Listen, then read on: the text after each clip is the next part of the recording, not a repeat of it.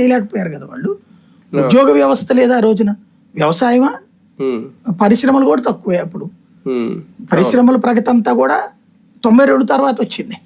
అంతకుముందు అంటే పరిశ్రమలు అంత ముందు ఉండేవి, గవర్నమెంట్ పరిశ్రమలు తప్పించి ఉండేది కాదు, ప్రైవేట్ పరిశ్రమలు ప్రోత్సహించేవాళ్ళు కాదు. రెండవది మీకు అప్పుడు లోనా టీవీఎస్ తప్ప ఇంకోటి 2 వీలర్ ఉండదు, బండి అంటే బజాజ్. అది కూడా ఎన్ని ఉత్పత్తి చేయాలో కాంగ్రెస్ ప్రభుత్వం నిర్ణయిస్తుంది.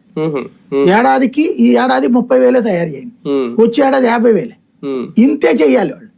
అక్కడ దానికోసం మళ్ళీ రికమెండేషన్ మనం ఎమ్మెల్యేతో మంత్రితో చెప్పించుకోవాలి. కార్ అయినా అంతే, బెంజ్ కార్ అయినా సరే, అన్నిటికీ రిస్ట్రిక్షనే. ఎవడేం చేయాలన్నా సరే, పారిశ్రామికవేత్త ముందుకు వస్తానన్నా రానిచ్చేవాళ్ళు కాదు, పెట్టుబడులు పెట్టనిచ్చేవాళ్ళు కాదు. మరి ఇక ప్రైవేట్ రంగంలో ఉద్యోగాలు ఎక్కడి నుంచి వస్తాయి? చదువుకుంటే 2 వ్యాపారం చేసుకోవడం, చదువుకుంటే చదువు రానటువంటి వ్యవసాయం చేయడం. ఇది ఆనాటి రోజుల్లో ఉన్నటువంటి పరిస్థితి.